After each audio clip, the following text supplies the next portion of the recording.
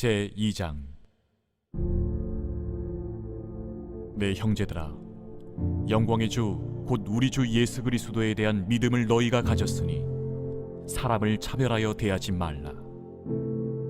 만일 너희 회당에 금가락지를 끼고 아름다운 옷을 입은 사람이 들어오고 또 남루한 옷을 입은 가난한 사람이 들어올 때에 너희가 아름다운 옷을 입은 자를 눈여겨보고 말하되 여기 좋은 자리에 앉으소서 하고 또 가난한 자에게 말하되 너는 거기 서 있든지 내 발등상 아래에 앉으라 하면 너희끼리 서로 차별하며 악한 생각으로 판단하는 자가 되는 것이 아니냐.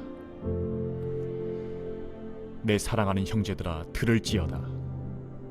하나님이 세상에서 가난한 자를 택하사 믿음에 부유하게 하시고 또 자기를 사랑하는 자들에게 약속하신 나라를 상속으로 받게 하지 아니하셨느냐. 너희는 도리어 가난한 자를 업신여겼도다. 부자는 너희를 억압하며 법정으로 끌고 가지 아니하느냐. 그들은 너희에게 대하여 일컫는 바 그 아름다운 이름을 비방하지 아니하느냐. 너희가 만일 성경에 기록된 대로 내 이웃 사랑하기를 내 몸과 같이 하라 하신 최고의 법을 지키면 잘하는 것이거니와 만일 너희가 사람을 차별하여 대하면 죄를 짓는 것이니 율법이 너희를 범법자로 정죄하리라. 누구든지 온 율법을 지키다가 그 하나를 범하면 모두 범한 자가 되나니 간음하지 말라 하시니가 또한 살인하지 말라 하셨은즉 내가 비록 간음하지 아니하여도 살인하면 율법을 범한 자가 되느니라. 너희는 자유의 율법대로 심판받을 자처럼 말도 하고 행하기도 하라. 긍휼을 행하지 아니하는 자에게는 긍휼 없는 심판이 있으리라. 긍휼은 심판을 이기고 자랑하느니라.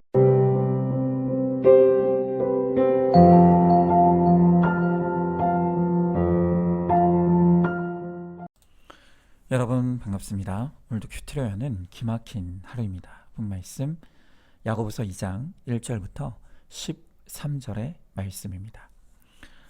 지금 우리가 큐티하고 있는 야고보서는 2장에 들어오면서부터 이제 믿음의 실천편이라고 할 수 있습니다. 야고보서는 행동하는 믿음, 실천하는 믿음에 대해서 매우 강조하는 책입니다. 자, 그런데 그런 믿음의 실천의 부분에 있어서 가장 먼저 다루는 것이 바로 교회 안의 차별의 문제입니다. 교회를 일컬어서 우리가 신학적으로는 부름받은 하나님의 백성의 모임이다, 이렇게 정의합니다. 자, 그러나 교회의 기능을 가지고 교회가 무엇인가를 생각할 때는 그 표현이 매우 다양합니다. 이제 우리 안산중앙교회는 교회를 환난당하고 비치고 원통한 자들이 모이는 아둘람 공동체라고 표현합니다. 다시 말하면 세상에서 고난당하는 자들이 교회를 통해 말씀으로 고난을 해석받아 구원과 거룩을 이루어가는 것, 그것이 바로 우리가 꿈꾸는 교회의 모습입니다. 자, 그런데 야고보서는 이런 아둘람 공동체를 이루는 데 있어서 너무나 큰 해악을 끼치는 죄 한 가지를 지적하고 있는데 그게 바로 차별의 악이라는 것입니다. 여러분, 교회는 차별 없이 모든 사람들을 받아들이는 공동체입니다. 그래서 다양한 형편과 사정을 가진 사람들이 모여드는 곳이 교회인 것이죠. 자, 오늘 본문의 말씀을 보아도 이 초대교회, 예루살렘 교회 안에도 돈 많은 사람, 또 옷 잘 입고 반지 낀 사람들이 나오는 반면에 또 다른 한편에서는 행색이 초라한 가난한 사람들도 그 교회에 나왔습니다. 또 당시 이 초대교회 안에는 노예 신분을 가진 사람들도 많았습니다. 그래서 예수 믿은 노예의 주인이 나와서 예배를 보는가 하면 바로 그 옆자리에는 예수님을 믿고 변화받은 노예가 와서 같이 예배를 드리기도 했던 것입니다. 여러분, 주인과 노예가 한 자리에 공평하게 앉아서 예배 드리는 그 모습을 우리가 상상하기만 해도 정말 은혜가 되죠. 자, 그런데 그런 은혜로운 분위기가 교회 안에 몇몇 차별하는 사람들로 인해서 변질되고 또 퇴색되어지는 일들이 일어나고 있었던 것입니다. 도대체 무슨 일이 일어난 것입니까? 오늘 성경을 보면 옷 잘 입고 반지를 끼고 부유한 그런 모습을 한 사람이 오면 그 교회 지도자가 그랬는지 아니면 안내하는 분이 그랬는지 아니면 교회 전체 분위기가 그랬는지 모르겠지만 그런 분들에게는 특별히 좋은 좌석을 제공했던 것입니다. 그러나 반대로 행색이 초라해 보는 사람이 교회 안에 들어서면 사람들이 별로 관심을 가지지 않았던 것입니다. 여러분, 이 당시의 역사가들의 기록을 보면요, 부자들은 자신의 부를 과시하기 위해서 손가락에 반지를 끼고 다녔다고 합니다. 그런데 그냥 반지를 끼는 게 아니라 5손가락 가운데 손가락을 빼고 4손가락에 전부 반지를 끼웠다는 것입니다. 그래서 사람들이 그 사람의 신분이나 그 사람의 생활 수준을 확인하고 싶으면 그 사람의 손만 보면 알 수 있을 정도로 요란하게 반지들로 손이 치장되어 있었던 것입니다. 자, 바로 이런 이유로 알렉산드리아의 교회 감독이었던 이 클레멘트는 이런 여러 가지 좋지 못한 패단이 교회 안에 성행하는 것을 보고 이 교회에 지시 하나를 내리게 됩니다. 그것은 뭐냐? 크리스찬들은 교회에 올 때 반지를 끼되 꼭 손가락 하나에만 반지를 끼우라는 것입니다. 그리고 그 반지조차도 아무거나 끼지 말고 크리스찬의 이미지를 나타내는 물고기 모양의 반지든가 아니면 성령을 나타내는 비둘기 모양이라든지 하는 그런 경건한 모양의 매우 검소한 반지 하나만 끼고 교회에 나오라, 이렇게 지시를 한 것입니다. 오늘 이 야고보서 2장은 이렇게 공평해야 될 교회 안에 차별의 악이 일어나는 것을 보면서 이 차별을 범죄로 규정하고 있습니다. 그러면 왜 차별이 하나님 앞에서 범죄입니까? 우리가 그것을 함께 나누기를 원하는데요. 먼저 첫 번째로는 차별은 생각이 악한 것이기 때문입니다. 자, 오늘 4절을 보십시오. 4절의 말씀에 보니까 너희끼리 서로 차별하며 악한 생각으로 판단하는 자가 되는 것이 아니냐 그랬습니다. 여러분이 차별의 악이 있는 사람들은 그 사람의 외모나 옷 그리고 장신구를 보면서 저 사람은 부자구나, 저 사람과 가까이 하면 뭔가 콩고물이라도 떨어질 거야, 이렇게 생각했다는 것입니다. 그러나 반대로 그 사람의 외모나 차림새가 별 볼 일 없으면 속으로 생각하기를 저 사람과 가까이 했다가는 귀찮은 일이 생길 거야, 그러니 적당히 거리를 두고 살아야겠다, 이렇게 생각했다는 것입니다. 여러분, 이렇게 차별하는 사람은 자신의 건전하지 못한 생각에 기초를 두고 사람을 끊임없이 판단하는 사람입니다. 여러분, 성경에는요, 남을 비판하지 말라고 했습니다. 비판하고 싶으면 자기 자신이나 비판하라고 합니다.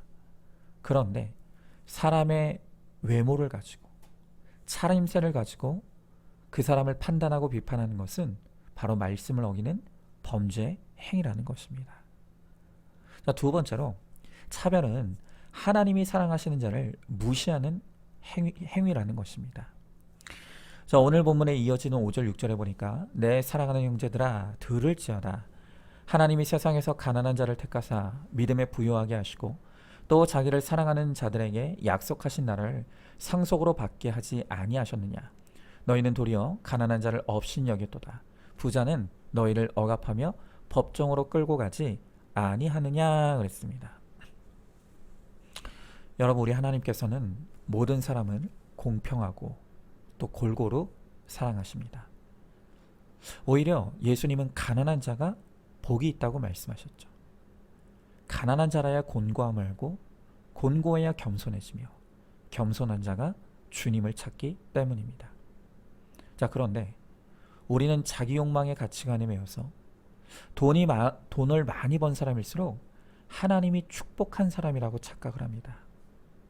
다시 말하면 하나님도 돈 많은 사람을 사랑한다고 생각하는 것입니다. 여러분, 이것은 성경적이지 않습니다. 오히려 하나님을 모독하는 것입니다. 여러분, 오히려 돈 많은 부자에게는 가난한 사람들이 누리는 많은 영적인 유익을 얻지 못하는 경우가 많습니다. 여러분, 다시 5절 말씀을 보십시오. 하나님이 세상에서 가난한 자를 택하사 믿음에 부요하게 하셨다고 합니다. 그리고 그들의 마음에 하나님을 사랑하는 뜨거운 마음을 더해 주셨습니다. 그래서 영원한 나라의 약속을 누리는 주인공으로 삼아 주신 것입니다.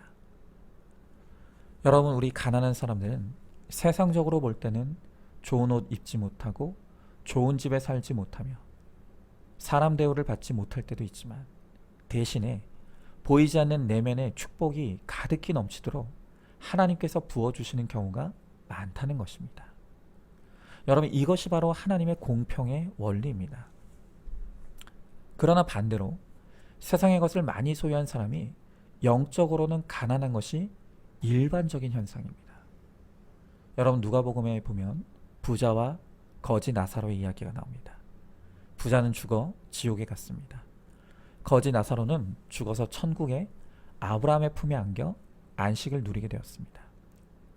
자, 이때 지옥에 떨어진 부자를 보고 하나님이 말씀하신 것을 여러분들은 기억하셔야 합니다. 누가복음에 보면 하나님이 이렇게 말씀하십니다. 예, 너는 살았을 때 내 좋은 것을 세상에서 이미 많이 받지 않았냐. 그러니 너는 여기서 고난을 받는 것이 당연하다. 그러나 거짓 나사로는 세상에서 네가 받았던 좋은 것 받지 못했지 않느냐. 그러니 여기서 대신 하나님 나라의 좋은 것을 받는 것이 합당하지 않느냐. 여러분, 공평의 원리입니다. 공평의 원리. 그러므로 가난한 자를 외모로 보고 판단하고 무시하는 것이 하나님 보시기에는 얼마나 악한 것인지를 반드시 깨달아야 합니다. 여러분, 링컨이 이런 농담 섞인 말을 했습니다. 하나님은 평범하고 가난한 자들을 특별히 사랑하시나 보다. 왜? 하나님이 그런 사람들을 많이 만들어 놓았으니까. 그렇죠. 여러분, 좋은 제품은 많은 사람들이 찾으니까 많이 만듭니다. 이와 같이 이 세상에 보면 부자보다 가난한 자가 많고 귀인보다 평범한 사람들이 많습니다. 왜냐하면 하나님은 가난한 자와 평범한 사람들을 좋아하시고 사랑하시기 때문이라는 것입니다. 여러분, 그러므로 차별은 하나님이 사랑하신 자를 무시하는 중대한 죄라는 것을 알아야 합니다. 자, 한번 질문해 봅니다. 외모로 사람을 판단하고 무시하고 있지는 않습니까? 하나님이 사랑하시는 사람을 함부로 무시하는 것은 곧 하나님을 무시하는 무서운 죄라는 것을 깨닫고 있습니까? 자, 세 번째로 차별하는 것은 부자들의 죄에 동참하는 것이라고 말씀하십니다. 자, 오늘 본문의 6절 7절의 말씀을 보니까 너희는 도리어 가난한 자를 업신 여겼도다. 부자는 너희를 억압하며 법정으로 끌고 가지 아니하느냐. 그들은 너희에게 대하여 일컫는 바 그 아름다운 이름을 비방하지 아니하느냐 그랬습니다. 여러분, 물론 부자 중에서도 의롭고 깨끗한 사람들이 있습니다. 또 반대로 가난한 사람들 중에서도 악하고 불의한 사람들이 있죠. 부자라고 무조건 나쁘고 가난하다고 무조건 선하고 그런 것이 아닙니다. 자, 그러나 우리가 환경적으로 보았을 때는 가난한 자들보다는 부자들이 죄와 가깝고 또 죄와 친해질 수밖에 없는 것이 사실입니다. 그것은 야고보서를 쓰던 이 당시도 그렇고 지금도 마찬가지입니다. 종교개혁자 존 칼빈은 부자들에 대해서 이렇게 말합니다. 한번 들어보시기 바랍니다. 부자 가운데 공정하고 온유하고 불의를 미워하는 자들이 없잖아 있다. 그러나 그런 사람은 극히 드물다. 부자는 악한 일을 할 때에는 자기의 힘을 이용하는 것이 통과 의례다. 자기의 힘이 크면 클수록 그는 더 악한 일을 잘 저지른다. 자, 이어서 칼빈은 또 이렇게 이야기합니다. 가난한 이웃을 짓밟고 힘없는 자를 천대하며 불공평하게 일을 처리함으로 사회에 무리를 일으키고 그렇게 해서 종국에 가서는 자기 개인의 일을 취하는 것이 부자들이다 그랬습니다. 여러분, 그렇습니다. 일반적으로 볼 때 부유한 사람들이 음으로나 양으로나 범하는 죄가 가난한 사람들이 범하는 죄보다 많다는 것은 이미 우리가 다 알고 있는 사실입니다. 이 돈의 힘을 빌려서 얼마나 보이지 않는 많은 범죄 행위를 저지릅니까? 그런데 교회가 이러한 부자들의 죄를 회개할 수 있도록 돕기는커녕 교회가 특별한 대우를 한다. 교회가 그들을 높여주고 칭찬해준다? 여러분, 이 야고보서의 입장에서는 교회가 부자들을 특별 대우하는 것은 그들의 죄를 동조하는 것이고 그러므로 범죄 행위가 된다고 말하는 것입니다. 여러분, 교회는 죄인을 불러 회개시켜 구원받게 하는 곳이 교회입니다. 이 죄 앞에는 부자나 가난한 자가 따로 없습니다. 모두가 하나님 앞에서는 회개해야 될 죄인에 불과합니다. 그런데 부자라고 해서 그들의 죄의 눈을 감고 그들을 세상처럼 특별히 대우하고 대접한다면 그것은 곧 그들이 세상에서 저지르는 악과 죄에 동참하고 동조하는 것이라고 야고보서는 우리에게 경고하고 있는 것입니다. 자, 한번 질문해 봅니다. 교회 안에는 회개한 죄인과 회개하지 않은 죄인밖에 없다는 것을 깨닫습니까? 사람을 차별하는 것이 곧 회개를 방해하는 중대한 죄라는 것을 깨닫고 있습니까? 자, 마지막 네 번째로 차별은 하나님의 명령을 어기는 것입니다. 자, 오늘 본문의 8절부터 9절의 말씀을 보니까 너희가 만일 성경에 기록된 대로 내 이웃 사랑하기를 내 몸과 같이 하라 하신 최고의 법을 지키면 잘하는 것이거니와 만일 너희가 사람을 차별하여 대하면 죄를 짓는 것이니 율법이 너희를 범법자로 정죄하리라 그랬습니다. 여러분, 하나님은 율법의 말씀을 통해서 이웃을 사랑하기를 내 몸처럼 사랑하라 라고 하십니다. 여러분, 우리는 모두 내 몸을 끔찍하게 아낍니다. 물론 어떤 사람들은 자기 자신을 혐오해서 자기 몸을 함부로 하고 학대하는 경우도 있습니다. 그러나 대부분의 평범한 사람들은 자기의 몸을 가꾸고 돌보는 일에 시간과 정성을 들이고 또 물질을 아끼지 않고 투자합니다. 왜 그렇게 합니까? 뭐 이유가 따로 있는 것이 아닙니다. 내 몸이니까. 내 몸은 소중하니까 그렇게 하는 것입니다. 그런데 우리 주님은 이렇게 우리가 무조건적으로 내 몸을 아끼고 사랑하는 바로 그와 같이 너의 이웃도 무조건적으로 아끼고 사랑하라고 말씀하시는 것입니다. 여러분, 그러나 우리가 사람을 차별하여 대한다는 것은 조건적으로 사랑할 사람과 사랑하지 못할 사람을 구분하는 것입니다. 사랑할 만하면 사랑하지만 그렇지 않으면 무시하고 멸시합니다. 여러분, 이렇게 차별적으로 이웃을 대하는 것은 곧 내 이웃을 내 몸과 같이 조건 없이 차별 없이 사랑하라고 하신 하나님의 명령을 거부하고 어기는 것이죠. 자, 여러분, 생각해 보십시오. 만약 예수님도 사람을 차별하여 사랑하시고 구원하셨다면 과연 우리 중에 하나님의 사랑을 받을 자 그리고 구원받을 자가 몇 명이나 있었을까요? 여러분, 몇 명이 아니라 아무도 사랑받지 못합니다. 아무도 구원받지 못합니다. 왜냐하면 하나님은 티끌 같은 죄라도 미워하시기 때문입니다. 하물며 온몸의 죄를 덕지덕지 묻히고 사는 우리 중에 과연 하나님의 사랑을 기대할 수 있는 사람이 누가 있겠습니까? 여러분, 그런데도 우리가 구원받았습니다. 그리고 하나님의 사랑받는 자녀가 되었습니다. 우리가 그렇게 된 것은 하나님이 우리를 차별 없이 사랑해 주셨기 때문입니다. 자신의 몸처럼 우리를 사랑해 주셨기 때문인 것입니다. 여러분, 그러므로 하나님은 너희가 차별 없는 사랑을 받고 누리는 그대로 다른 사람도 차별하지 말고 사랑하라는 것입니다. 그것이 마땅한 하나님의 명령이라는 것입니다. 그런데 나는 이렇게 차별 없는 사랑을 받고 누리고 있으면서 다른 사람을 차별하여 사랑한다면 또 차별하여 무시하고 멸시한다면 하나님은 그것을 악하게 보시고 반드시 그에 상응하는 책임을 물으신다는 것입니다. 사랑은 무례히 행치 아니한다고 했습니다. 그런데 우리가 다른 사람을 차별 대우하면서 모욕을 준다면, 무시를 한다면 여러분, 그것은 상대방을 무례히 행하는 일입니다. 사랑이 아닙니다. 여러분, 교회가 그와 같은 차별의 행위를 한다면 그 교회는 이미 사랑이 죽은 교회인 것입니다. 그러므로 내 몸을 조건 없이 무조건적으로 아끼고 사랑하는 것처럼 우리의 이웃도 차별하지 아니하고 아낌없이 무조건적으로 사랑하십시오. 그것이 바로 하나님의 명령입니다. 자, 한번 질문해 봅니다. 모든 이웃을 내 몸처럼 사랑하는 명령을 어떻게 생각하십니까? 내가 지금 내 몸처럼 사랑하지 못하는 사람이 누구인지 솔직하게 드러내고 회개하시기 바랍니다.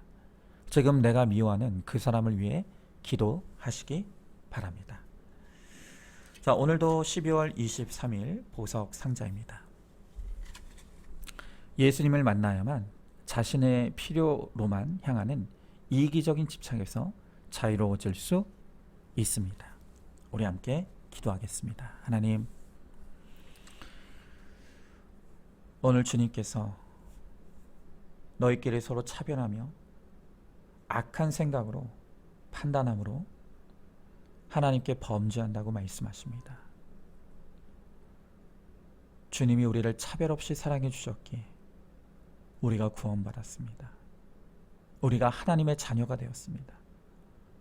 그런데 우리는 그런 사랑을 누리고 있으면서도 다른 사람을 끊임없이 보이는 외모로 또 조건으로 판단하고 차별하면서 누구는 사랑하면서 누구는 사랑하지 아니하고 누구에게는 지대한 관심을 베풀면서 누구는 무관심하게 대하는 이러한 악과 죄를 저지르고 있습니다.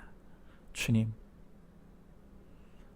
우리를 불쌍히 여겨주시고 용서하여 주셔서 우리 안에 그리스도 예수의 차별 없는 은혜와 사랑이 임할 수 있게 하시고, 그래서 그 사랑으로 우리가 모든 사람들을 무조건적으로 품고 사랑하며 또 그들을 구원으로 인도하는데 섬김을 이루는 우리 모두가 될 수 있도록 주님 함께하여 주시옵소서. 믿사오며 사랑이 많으신 우리 예수님 이름 받들어 기도드리옵나이다. 아멘. 오늘도 큐티로 기막힌 하루를 살아내는 하늘가족 공동체 우리 모든 성도님 되시기를 주님의 이름으로 축복합니다.